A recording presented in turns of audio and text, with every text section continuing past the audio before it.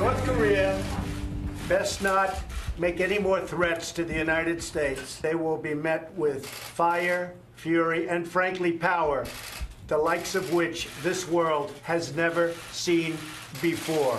And it's about time that somebody stuck up for the people of this country and for the people of other countries. If anything happens to Guam, there's going to be big, big trouble in North Korea. Rocket Man is on a suicide mission for himself and for his regime. Critics knocked him for his tough talk, and they claim the president's rhetoric on North Korea could lead us to war. Boy, were they as shocked as the rest of us by the breakthrough that no one saw coming, the prospect of a peaceful resolution to the nuclear standoff. Kim Jong Un is now willing to meet in person with President Trump for talks, and this is, in fact, a stunning development. Here's more from Secretary of State Rex Tillerson.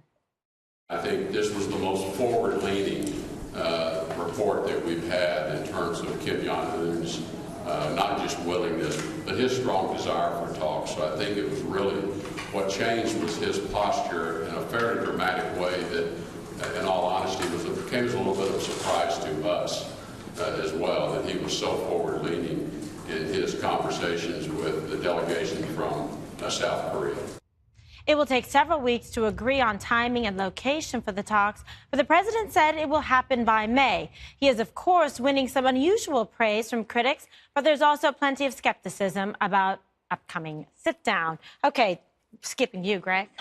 Okay, we're going to listen to this. Go ahead. That would be going down as a great president, and there's no way around that. Why has no sitting American president ever met with a leader from North Korea?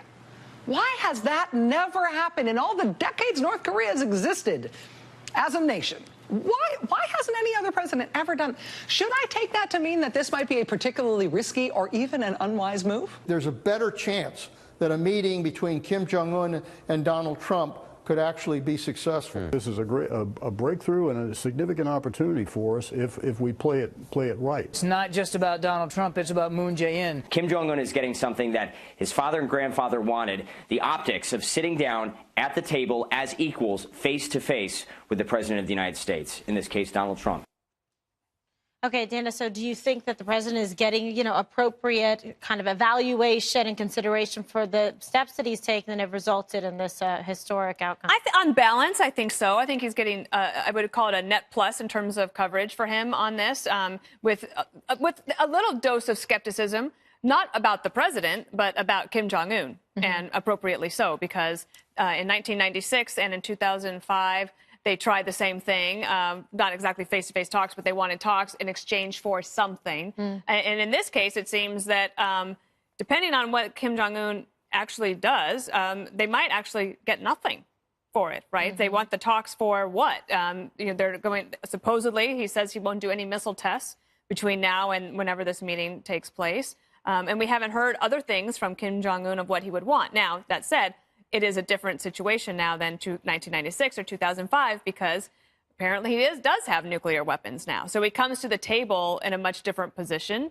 But I think there's no doubt that the president's stance and his willingness to be really tough. Plus, if you look at, there's always been this thing that Kim Jong Un was worried that he would become Saddam Hussein. And there's a reason that Gaddafi turned over his nuclear weapons because they realized that America was not going to put up with it anymore. But back to your question, is President Trump getting enough credit?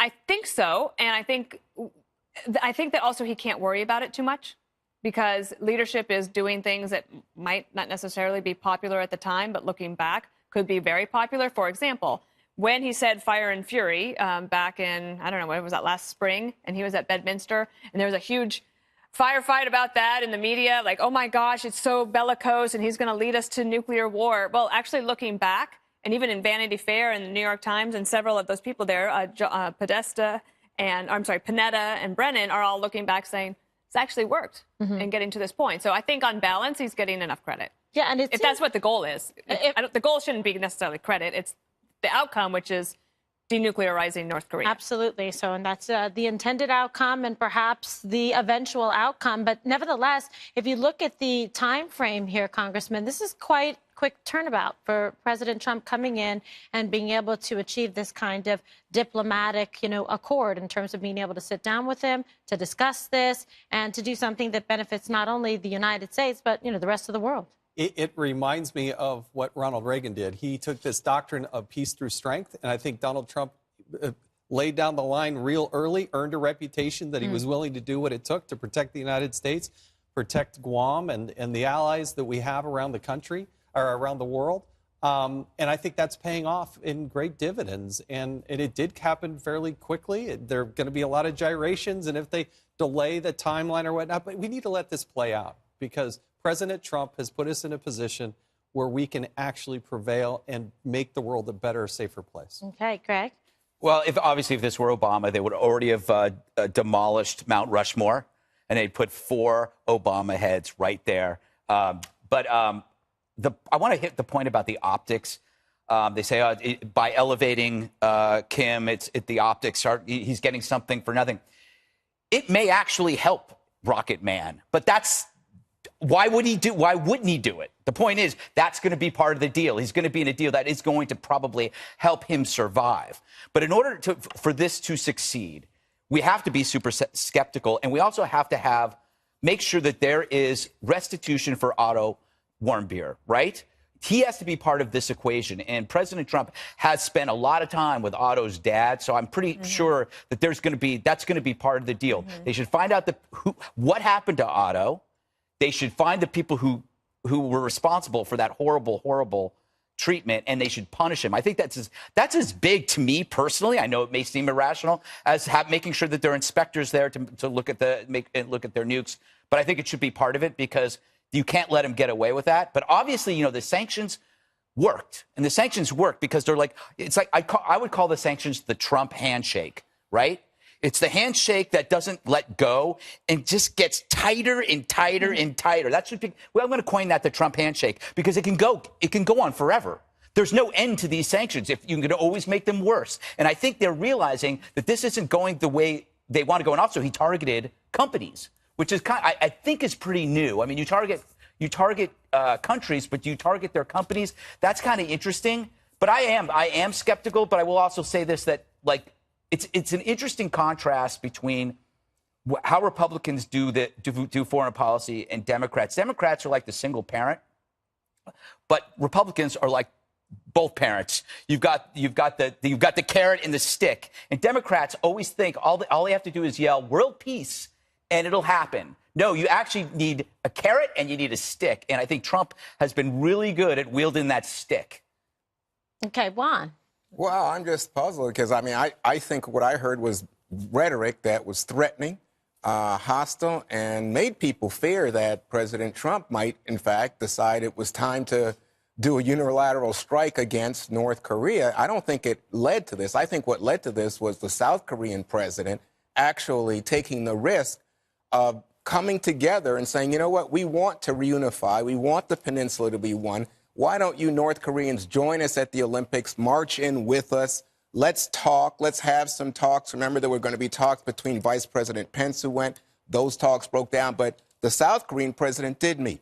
Today, you have a situation where Rex Tillerson, our Secretary of State, says, as you saw at the start of the show, it's a surprise to us, speaking of the Trump administration, that you get Kim changing his posture in this way. And today at the White House, Sarah Huckabee Sanders was kind of unsure, saying, oh, you know what, we want to make sure that he is going to, as a precondition to any talks, denuclearize first. And then other people said, oh, no, they agreed to have the meeting. But Sarah Huckabee Sanders' statement made it seem like we're not quite sure about this. And then Tillerson said, sitting down to talk is not negotiation.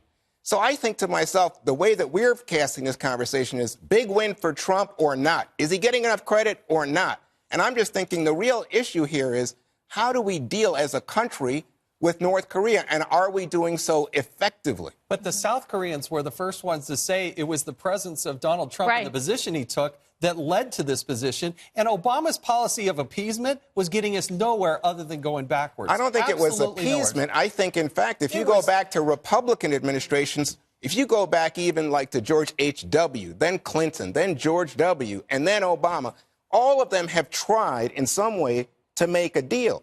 it's not, I think, their failing. I think it's the failing of the North Korean regime to hold to their word. And their word was, you know, like with the six-party talks, or we're going to make a... They always lie. But you know what you did? You actually kind of like, you nailed it by mentioning all the past presidents.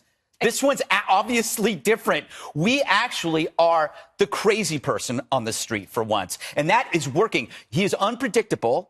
You don't know what he's going to do. And unpredictability is a great card to have in your hand. If North Korea finally was facing somebody who might actually nuke you, that's a first. They didn't expect anybody else to do that. But this guy might actually do it. And they're thinking, you know what?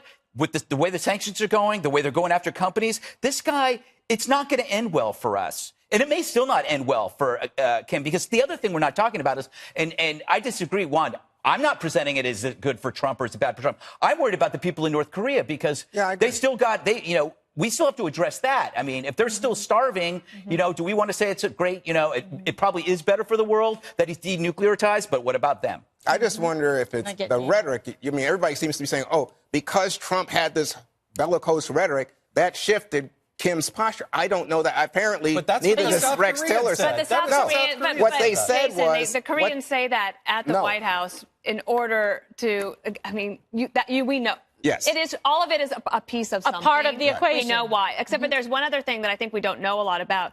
And Dennis Wilder was on the 2 o'clock show today, and he said that the Chinese have done something that have changed the way that the Kim regime is able to use currency.